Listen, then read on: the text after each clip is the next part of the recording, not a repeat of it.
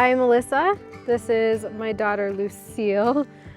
And behind me is the Aspen Tiny Home that my company, Korallus Tiny Homes, built. And we are located in southwestern Colorado. So I have a 5-year-old Aspen, and we have a 3-year-old Reagan, and then this one is Lucille, and she's just turned 3 months. So it's 3 girls, 3 redheads, and it's been fun.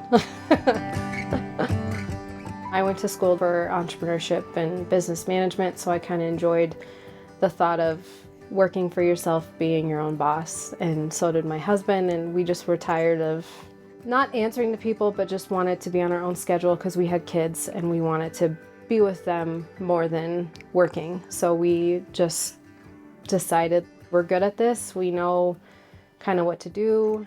Let's just see what happens. And so far it's been really good for us. Since we've been in business, we've built 4 going on 5 tiny homes. This is our 4th one. The Aspen, it's obviously named after our daughter. You know, she's a beautiful 5-year-old. But we built it with the thought of people being able to stay in a tiny house like for the first time, but feel like home. You know, it is a small space, it's 24 foot, but you walk inside of it and it doesn't feel small at all. It's very light, bright, and homey feel. So you have all the aspects of a normal house, but in a tiny home. And we kind of just wanted people to walk away with, oh wow, you know, maybe I could live in a tiny house. So the Aspen Tiny House has been on Airbnb since June of 2022, and it is 24 foot long by 8 foot wide, and it was built here on our property in Southwest Colorado. The exterior features that we have here, we've got a little lounge space with an umbrella, so you can just sit out and enjoy the property, enjoy the outdoors. We are fully off-grid right now. We chose the Bluetti solar system for the tiny home because the solar panels are movable and portable, so you can move them around your property wherever the sun is best to capture the sun. The Bluetti package we chose because the inverter and the brains of the solar system are in a very small footprint. So that's on the inside of the tiny house along with the batteries that power the whole tiny home. And then we also have the barnwood siding that we've gotten from our land here, so it's recycled. That's it for the outside. Let's go ahead and take a look on the inside.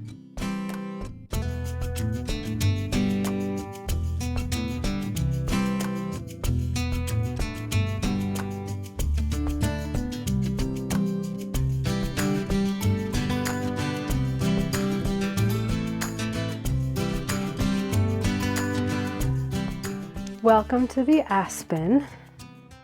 We wanted to make it feel homey, feel spacious in the small footprint that it has. So that's why we used the light colors, the shiplap on the walls, and the high ceilings with the skylights, just to kind of make it feel more open and light and bright. Behind us, we have our laundry room and our storage cabinet for the solar system. To save the storage space in the tiny home, we chose the washer dryer combo, and then we added the butcher block on top so that you have a space to fold your clothes and to, you know, store knickknacks or decoration or whatever. And then we added the cabinets on top, and then here in these cabinets is where we stored the inverter and the batteries for the solar system. So it's out of the way but protected from the elements. Now for a brief message from our sponsor, Planta. I have a confession to make. I've killed many houseplants on accident, but I really want to go from a killer to a green thumb goddess. That's why I was thrilled to discover Planta, a plant care app for beginners and experts alike. To get started, enter your houseplants and answer a few questions. Not sure what kind it is? No problem. Planta can scan a photo to identify your plant. Time management is tough for me, and that's why I love Planta's intelligent care schedule. It notifies me when it's time to water, fertilize, repot my plants, and more. Using their light meter tool, and based on your skills, how much time you want to spend on plant love, and your location, Planta will recommend plants for your home. But what if your plants aren't feeling good? Well, Dr. Planta can help figure out what's wrong and set up a treatment plan. Use Planta's new Discover tool to find more awesome plants and fun things to do with them.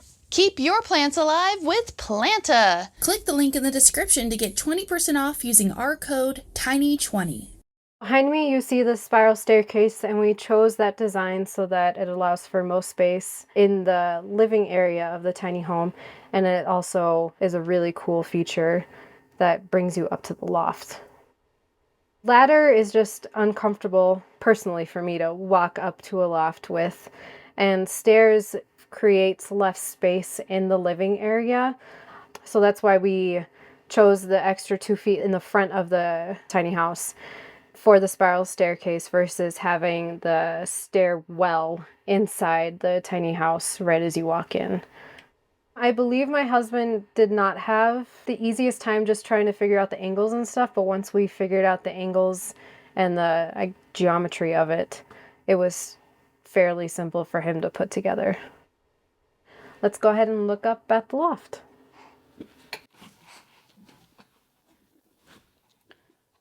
So welcome to our loft. It is big enough for a queen size bed.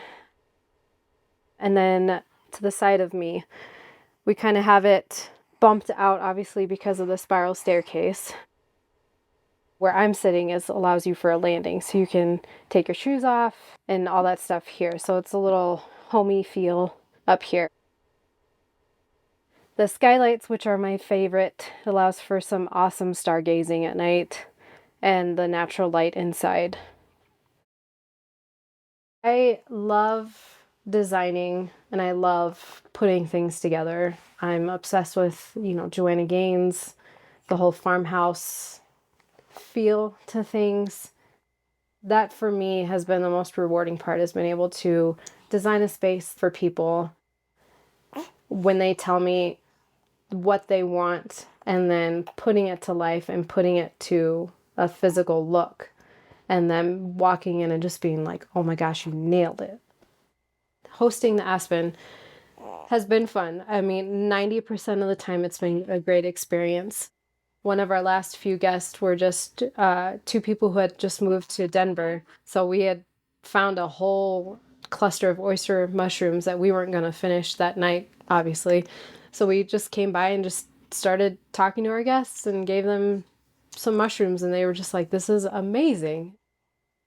I think that's been the best part about us renting, is meeting people that we wouldn't have normally met and just being able to talk to them and chat with them about, the tiny house and their experience with the tiny house for the first time. Has been fun to hear the feedback. It's really just about enjoying small living. Not necessarily, being stuck in a small space, but just enjoying being outside and realizing you don't have to sit in front of a TV 24/7. Like, you can just sit outside and enjoy life and fresh air.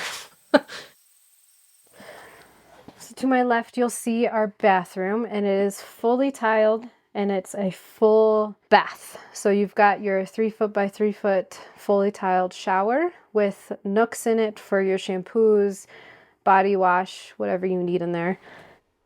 We've got our 24-inch bathroom sink, a little mirror, and then we have our separate composting toilet. So it is a waterless toilet. The composting toilet was because we did want to make this completely off-grid, so you have the option to not have to plug into anywhere. You don't have to dip into the city utilities or whatnot. And this is like the #1 tiny house toilet that we've researched. My favorite part about our bathroom is the shower floor and the cubbies. It is an arabesque shape tile from Montrose, Colorado, from a company called Particulate Tile, and they hand make all of their tiles in-house, and that's why we chose them, because we like to pick stuff that's as local as we can get. So that's our bathroom. Let's go ahead and move to the middle of our tiny house. We have our kitchen, and it's essentially a full kitchen. We have a 20-inch stove range, which runs off propane. And then we've got our vent, which I picked specifically because it vents out. So when you're cooking, you don't have that recirculating air. It vents to the exterior.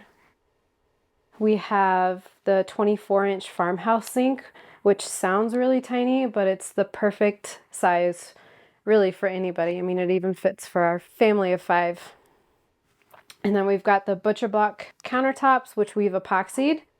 I feel like the epoxy gives it more character than just staining it or sealing it. It gives it that shine, and it brings out a lot of the color in the butcher block. And then moving on to our refrigerator.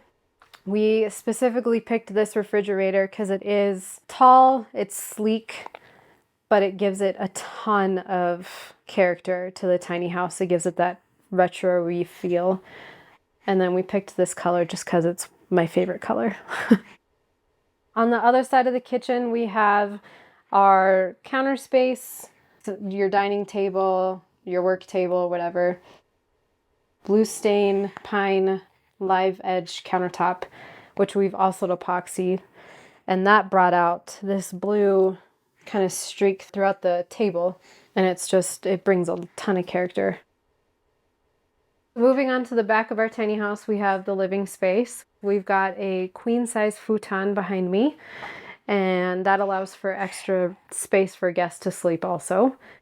And then above me, we have the 2 skylights, and we chose that because it just brings in a ton of extra light, and then it's awesome at night again for stargazing.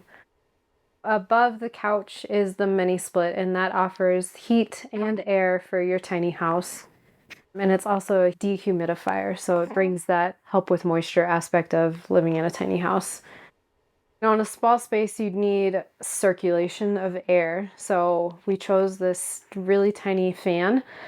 It's, I think, 20 inches, but it's a really cool feature to have in a tiny house. You want to add that character to it, but allow for functionality. So that's kind of why we chose the small fan. So the Aspen for 30 amp hookup is $90,000, and then for it to be completely off grid, which is adding a solar package, is just under $100,000, and that's for the 24-foot model. We've been renting the Aspen since June of this year, 2022, and we've kind of made it to where this one's going to be sold, and then we'll build another one for next year, and we'll just kind of keep on going from there. But our eventual goal is to kind of make it a little tiny house, compound, community, whatever you want to call it, so that maybe, a large family can rent out 3 or 4 tiny homes and have them all be in what would usually be like a big house, but they each have their own little houses, and then outside would be a place where they can hang out and, enjoy this beautiful area that we have up here.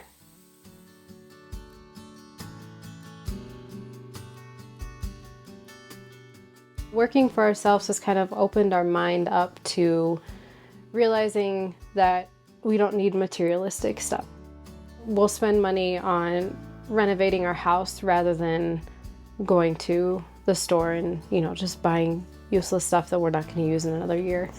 So it's kind of helped us switch our mindset to living simply and putting our money towards our kids or experiences that we want to give them. So, going to Moab for a weekend, or, snowboarding, or taking a hike somewhere and just seeing a waterfall. Like, that's their favorite thing to do.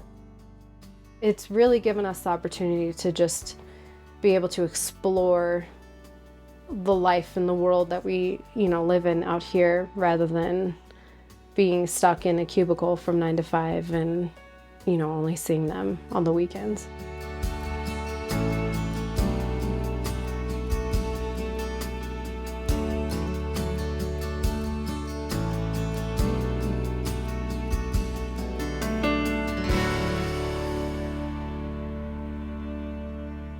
Thank you for watching our video and for stopping by Tiny House Expedition. I'm Alexis. And I'm Christian. Don't forget to like, comment, and subscribe. And for more tiny home tours and stories, click the videos below. And join us on Instagram for bonus content, including face-to-face conversations with us. We hope to see you there. All right. Thanks, guys. Have a good one.